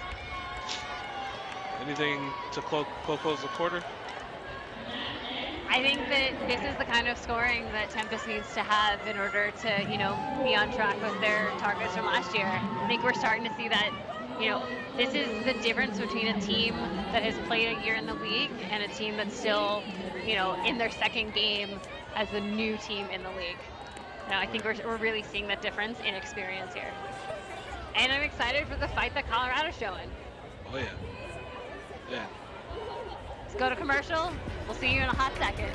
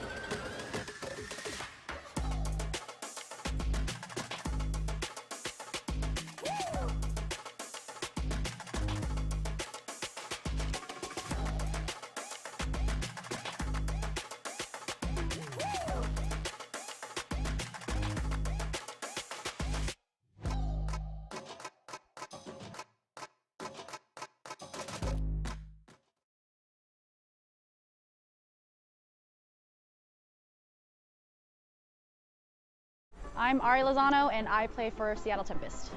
I think some of the things that motivate me and drive me on the field are just like running. Like my body can do like amazing things, and pushing myself and excelling and getting better, and like at the same time like getting to know people and build community, and just those are the things that really motivate me to continue to play hard and work hard and train. And it's fun to have this like the sense of camaraderie with competing with people who also push you to be better, like not necessarily just on the field but also off the field.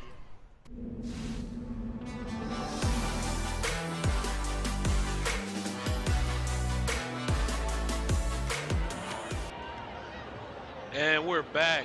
Pull is up, fourth quarter time. We'll see if the Alpenglow can throw some punches here before this Seattle game is over for them. And we'll see if Seattle can keep this pace. Here we go. All the way back around. This is Thorpe. Now is the time for Colorado to go for that 4-pointer. Oh yeah. You're on this side of the field. You gotta go across. Ooh, beautiful throw, beautiful catch. But it's only worth one. Only worth one. Hey, 4 points, they need it. They gotta catch up somehow. But hey, we'll take one. One will suffice. Especially when it was done as well as that. Nice throw by Mimak. Thorpe is pretty quiet early on, but really, making plays, having that impact that we expected given their stats from their first game. Yep.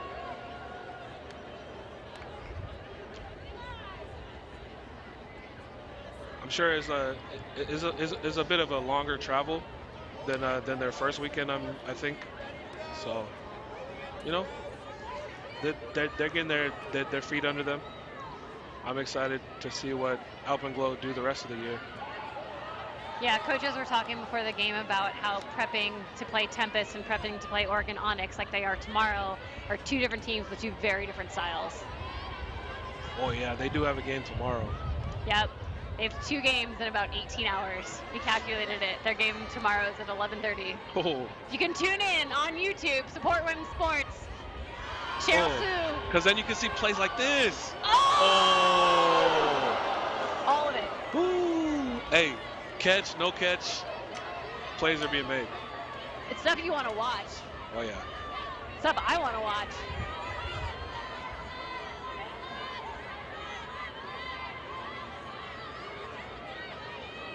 Lavoie creatively gets it around.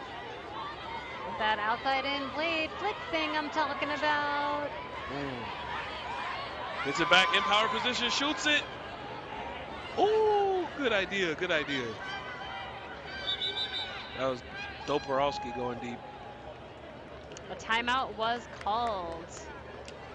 Oh. Strong move by the coaches. Oh, save the possession there. I think the Colorado coaches should get an extra point. When you know the player in the disc is probably going to throw a turnover, the coach can call a timeout as long as the disc is still in the player's hand, even if they have started the throwing motion. As long as they have not yet released the disc, the coach can still call a timeout. Oh yeah. That is what Colorado coach accepted right there. That's a strong move, right? Once you've gotten the block, you want to put your O-line out to be able to convert this. You got 2 timeouts in the half. You still have a lot of quarter left. You got to close this deficit. Yep. And I think with a game tomorrow, they can like kind of go in their bag of stuff that they haven't really worked on. Like maybe they try some stuff here, and kind of use it as like intense practice. Mm-hmm.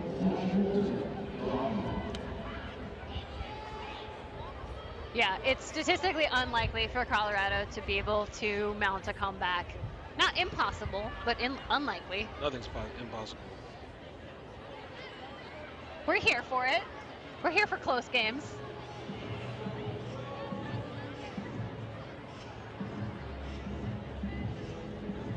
And we're just about ready to tap it back in. This is Philly. I really like this offensive setup where you have sort of a side stack, but you have 2 players sort of horizontally in isolation, give them a lot of space to work with in front of the thrower. Ooh. I think that's one of those things that you're talking about, trying new things. Nice. Lavoie up the line. Boyd. Oh. Francis Gellert. Wait, they can get blocks and score goals? You can do both? Love it. Good job, Gellert.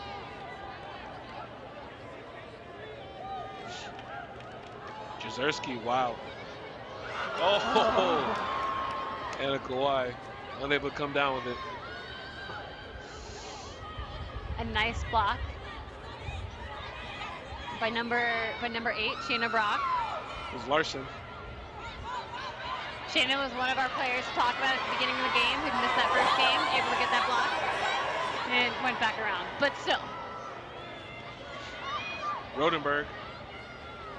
Has been pretty quiet this game. I was literally thinking the same thing. Wow. Unleashes one. But clearly it's because Jezerski has just been throwing deep to Lexi and Gellert on that line. Yeah. So it's meant that Sam hasn't has much space. Sam's having some competition in the catching all the goals realm. I think that's like the design of the Tempest. It's like everybody can eat, you know? Well, when you have a thrower like Jezerski that's just able to rip forehand and backhand bombs from wherever. Here's your fun Jezerski fact. Here we go. Did you know that Jezerski's backhand is as fast as a Major League Baseball pitcher's? What? For real? April. Oh, you got me. Because I just went to the Mariners game the other day. But honestly, someone should test this out because there's a lot of power on that. Torque. Good pull here. Centers it up. Good low mark by Lozano. Pesh. Oh, injury. Shucks. That looks very painful.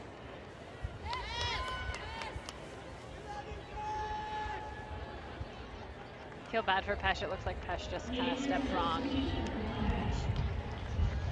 When a team takes an injury substitution, you are allowed to sub a player on. If Colorado takes an injury sub, Tempest is allowed to also sub a player. Tempest is not choosing to sub on a player. In comes Larson. Ooh. Snyder picking it up 10 yards away from the end zone. Gillette. That quick pivot. I've seen that so many times today. Hecko. Julia Snyder, proving me wrong, has a little bit of float to that lofty backhand, but still delivers it really nicely to Abby Hecko. All the players pointing at the Jumbotron. Appreciating watching yourself on the Jumbotron. I think that is a really special thing that's worth highlighting. Is like how, like what an incredible experience it is to get to play at Memorial Stadium. We have the Space Needle right here. It's an icon of Seattle. We get to play with, you know, the Seattle Kraken, the NHL franchise, playing a home game right next door. We are in the middle of Seattle. We are in the middle of everything. And we, as like women and non-binary professional athletes, we are finally being showcased on this stage where we belong. And it's like such an honor and such a privilege to get to see yourself up on the Jumbotron. Like it matters a lot for us as athletes. Oh yeah. I really tried to get my my elementary kids, especially the young girls, to get out here and watch plays like this happen. Oh my goodness. Veldman goes all the way to the end zone. Nice. That was a beautiful throw. Just on a rope. Boyd. Ugh. Stop playing. Throw it where they're going, not where they at. Come on. That's a good pick.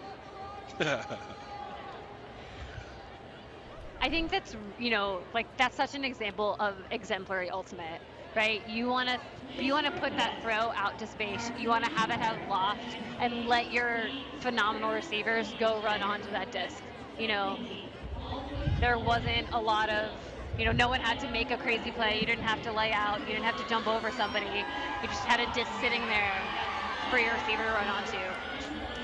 Really well done by the Alpenglow. For sure. Lim, nice inside shot. Kawhi to Jezerski. To Garrity. Oh, horizontal to no avail. Quick transition here. Alpenglow getting some free passes while the Tempest transition into D. 7 minutes left. Ooh. Lexi getting in there with the D. No call. A lot of body though. Point of contact. Was it before the block or not? It's hard to tell. Shot goes up. There goes Sam Rodenberg. Hello. Oh! Sheesh. Lexi wanted to be a thrower that time, not just a receiver. Hey. Look at all these multifaceted players. That's a great pick by Sam. Display all your talents. Let's see it all, everybody. I really appreciate this Tempest D setting a zone in the middle of a point. Oh. Because you can force quick turns like this. Allows you to give Hannah Kawhi the disc on the goal line. Ah, quick dump and get it right back. Classic. Hannah Kawhi with the goal. So for you following along at home, I played on the Tempest last year, and I have to say, Hannah Kawhi is nigh unguardable. When I would mark up in practice, I'm like, okay, I'm gonna work hard. My teammates are good. I'm gonna work hard. And then I'd mark up against Hannah. I was like, it doesn't matter what I do. Hannah's gonna make me look silly. And I think that that's what Hannah does here. Like with this poise, with this composure, and literally zero arrogance about her, but just makes people look silly and always does really phenomenal things with the disc. Female matching, male matching, Can't guard her. Doesn't matter. Here comes that look again. It's working for him. Oh, they want this matchup. They want this to happen because Abramovich is a problem in the deep space. I mean, huck it deep to Dietrich is a good play. That's fair. It's been successful. That's fair. Tempest setting their slick stack offense. I don't mind seeing that matchup again and again. Hecko needed it. Har. Oh. Nice save by Lozano. Gillette. Ooh. Ooh! Safe.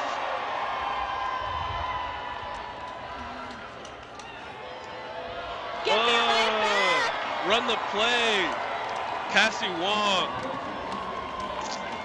Wow. Scoops it up, dumps it off. A hallmark of the Tempest offense is this idea of the throw and go.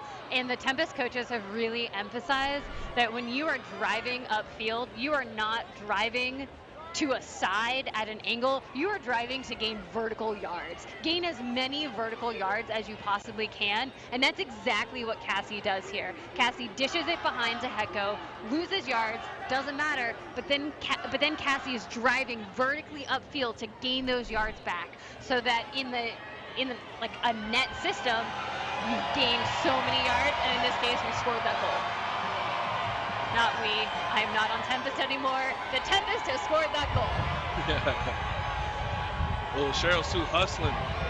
Disrupts the first pass. Nice. Larson now. Ooh, unleashes one. Oh, Jamie Erickson. Nice step around on that one. Bert Cherry. Both teams really looking to up their huck game. Ooh, good snag. Wow. Baroma in the deep space. A likely culprit. Oh my goodness. Do you think see Rolling's new signature of like holding the disc up in the air after they score a goal? It's a good look. Yeah, I did that. It's a total brag. I'm feeling it. Wow. Discraft play of the game right here. Calling it out before the game's even over. That's mine. Nice. Kaylin Rowland having a huge impact on this game. That's a head tap if I've seen one before. One of our players to watch. We did it. Oh yeah, watch out.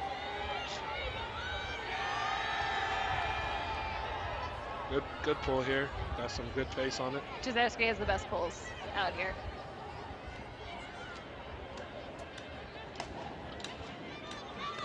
Gets it back, Kleinkoff. Unleashes. Reed. Ito. Wow. Reed. What a response. Just like that. Kleinkoff to Reed. That's what Colorado needs. More of that. Come on, let's go, Colorado. The scoring's really gotten picked up here in the last couple minutes.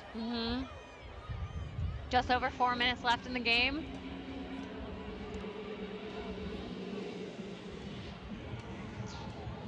Such beautiful placement.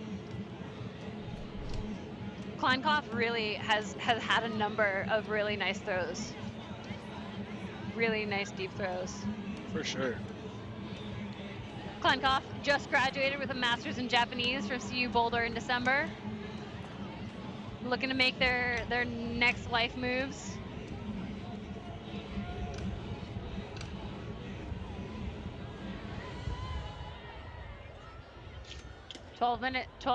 Down by 12, 4 minutes left. Even if Colorado can't eke out a win here, every point does make a difference. Oh yeah. Point differential eventually matters. It is a tiebreaker when we're looking at who gets into championship weekend. You know, first is your overall record, your win-loss record.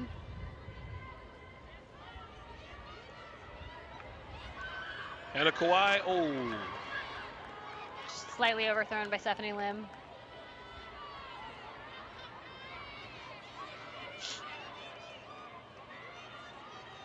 Swinging it all the way around. Yang. Up to Lavoie.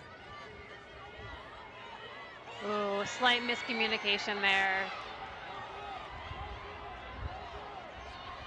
Kawhi puts it to Rodenberg. We've seen that before. Shee! Rodenberg finally getting in there. Rodenberg was one of the Tempest's leading scorers last year. It's great to see him getting some goals. Really nice touch by Hannah Kawhi. Just out of reach of the Alpenglow defender. I get a feeling that I know. Just over 3 minutes left remaining in the game. Man, it's great to be back. Saturday Night Lights. Got a nice devoted crowd here.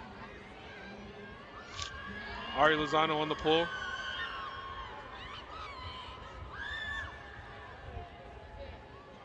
Do want to make a quick note right here. We know that the logos on your screen are for the Oregon Onyx and the Los Angeles Astra. We apologize about that. There is not anything that we can do to fix it. We have been trying to fix it in the background, but did want to acknowledge that the logos did not match the team names. We are sorry. And there is a call on the field.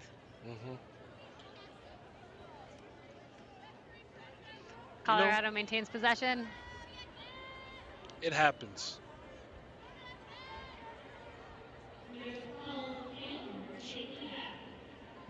Comes the observer. So I think this will be a really great opportunity for us to watch that pre-stall. Players can move before the stall count actually starts. Oof. Sneaks it by Snyder's ear. Oh, Nice good catch over the top. Thorpe. Thorpe connects to Reed. That's a good score. Sometimes you need your playmakers to make plays. Thorpe and Reed coming up. Colorado needs them.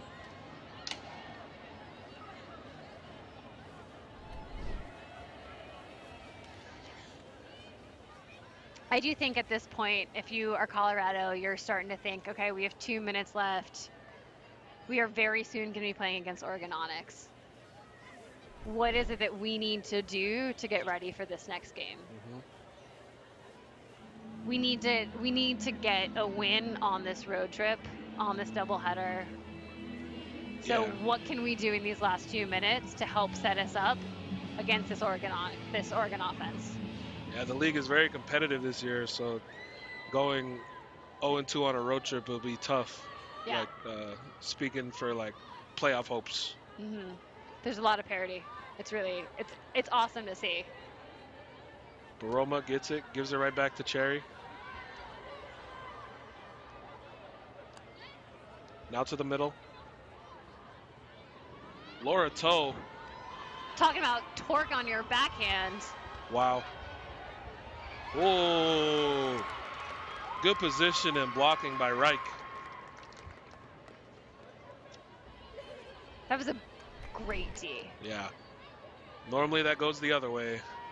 Yeah. I mean, put yourself between the player and the throw, get in the way, really clean. It's a great job.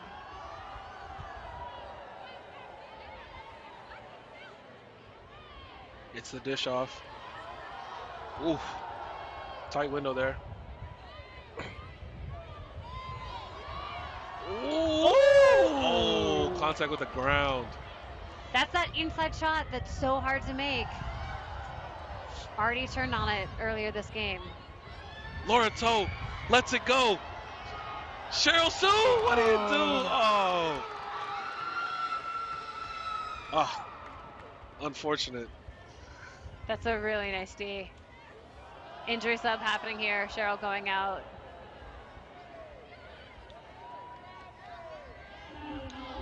Colorado makes a sub as well.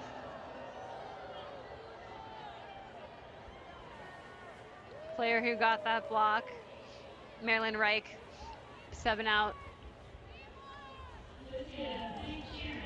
Hannah Kawhi subbed in for Tempest.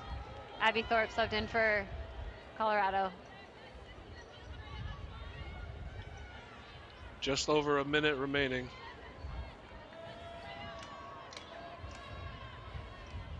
Seattle getting back up there in the scoring department this game.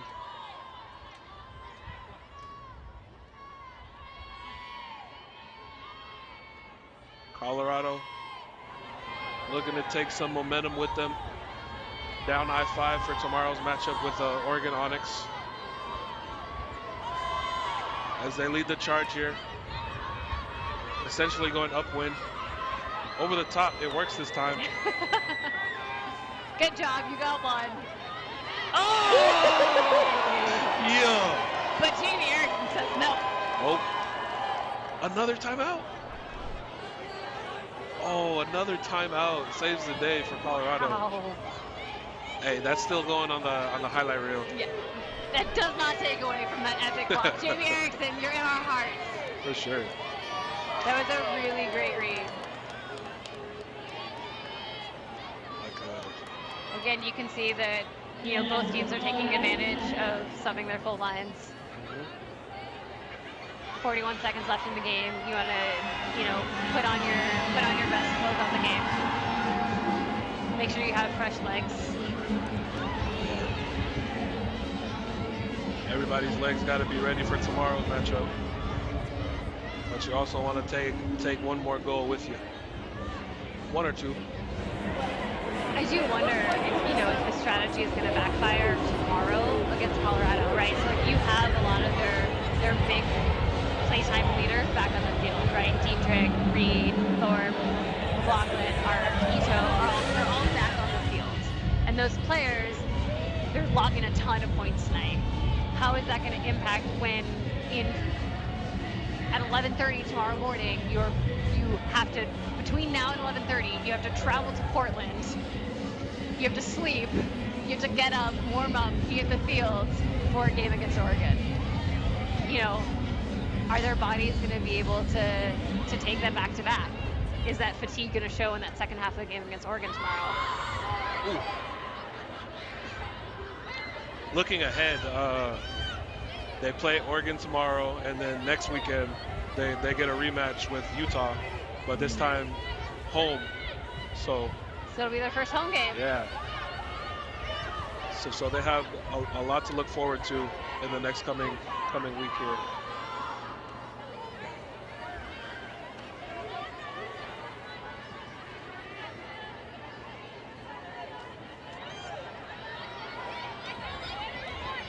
Really great toes by Frances Gellert. Way to keep that in bounds.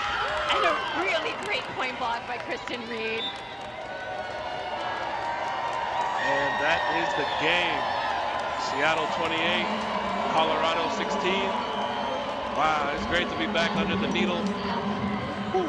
And that's an epic finish for Colorado, right? Like, if you want to end the game decisively, that says, like, yes, Tempest, you may have won the game, but, like, we are out here fighting. We have a lot to show. We have a lot to prove. Like, that hand block by Kristen Reed it's really a statement deep.